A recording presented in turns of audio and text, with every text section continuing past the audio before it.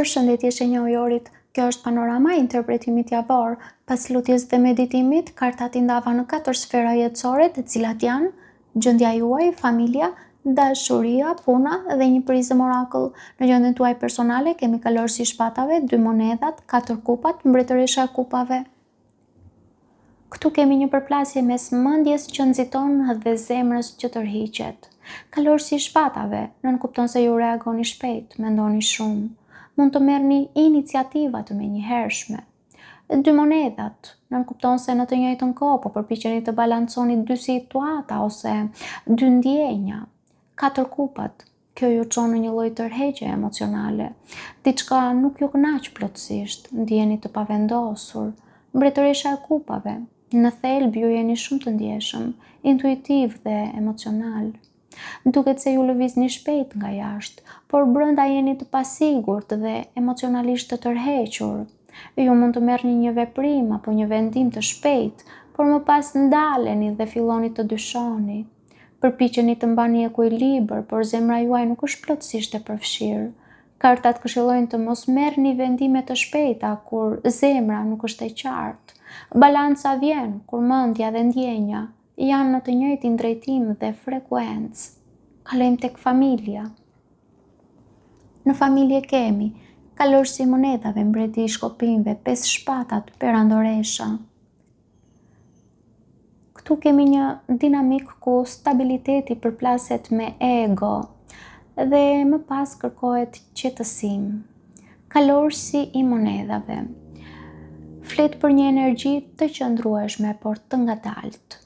Mbreti i shkopinjve është një figurë dominante, shpesh përfaqëson shenjat e zjarrit, dash luan shigjetar, por mund të jeni edhe ju vetë të konvertuar në këtë energji ose në ascendent.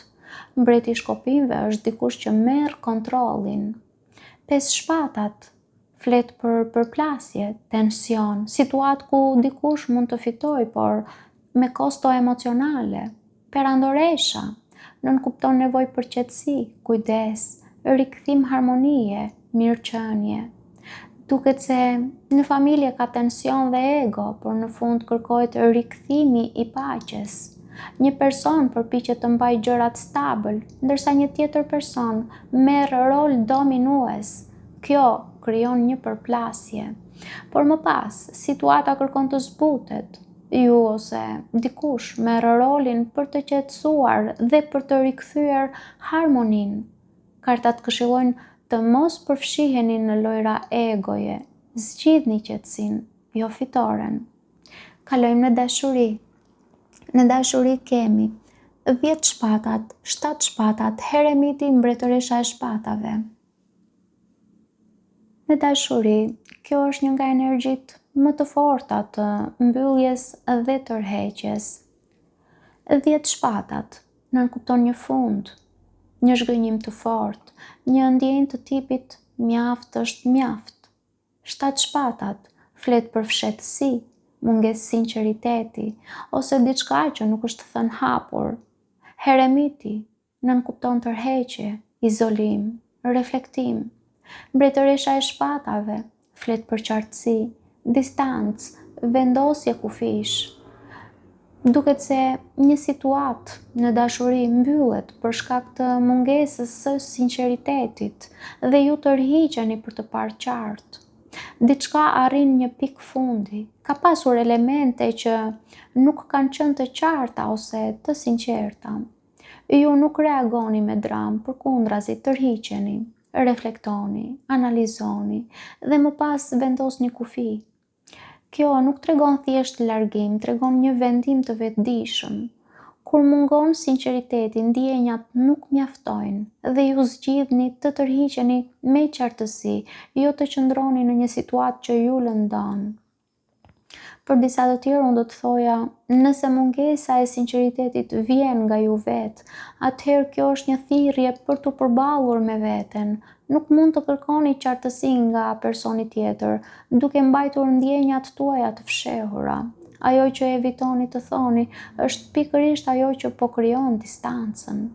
Në këtë kombinim kartash, nuk është domosdoshmërisht tradhti, është mungesë qartësie dhe sinqeriteti që ka lënduar dhe ka çuar në distancë. Kartat këshillojnë të mos kërkoni më përgjigje nga jashtë. Ju tashmë e dini vetë të vërtetën, respektojeni atë. Kalojmë tek puna. Në punë kemi mbreti i shpatave, 5 kupat, forca, hierofanti. Në punë kemi një rrjedh nga qartësia në shgënjim dhe më pas kalojmë në qëndrueshmëri. Mbreti i shpatave nënkupton se ju jeni të qartë, racional, të fokusuar në vendime. 5 kupat flet për diçka që nuk shkoi ose nuk shkon siç prisnit dhe sjell shgënjim. Forca nënkupton se ju përmbaheni, nuk reagoni në mënyrë impulsive, pra ruani kontrollin. Hierofanti nënkupton se ju riktheheni tek struktura, rregulli, stabiliteti. Edhe pse ka shgënjim, ju qëndroni të fortë dhe ktheheni në një bazë më të qëndrueshme. Një situatë në punë nuk del siç ju do të donit, por në vend që të reagoni ju e mbani veten dhe në fund zgjidhni stabilitetin, rregullin, një rrugë më të sigurt. Për disa të tjerë ndoshta keni të bëni me një figurë autoritare në punë që ju qorton ose ju kritikon drejt për drejt dhe kjo mund t'ju zhgënjej, por ju kërkoj të ruani qetësinë, duke qëndruar të fortë, pa reaguar në mënyrë impulsive. Kartat këshillojnë të mos e lini zhgënjimin t'ju nxjerrë nga rruga.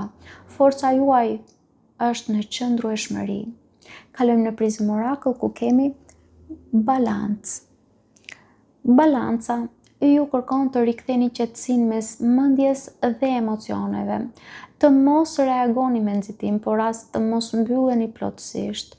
Kur gjeni këtë mesatare, situatat fillojnë të qartësohen dhe ju ndiheni më në kontroll me veten dhe zgjedhjet tuaja.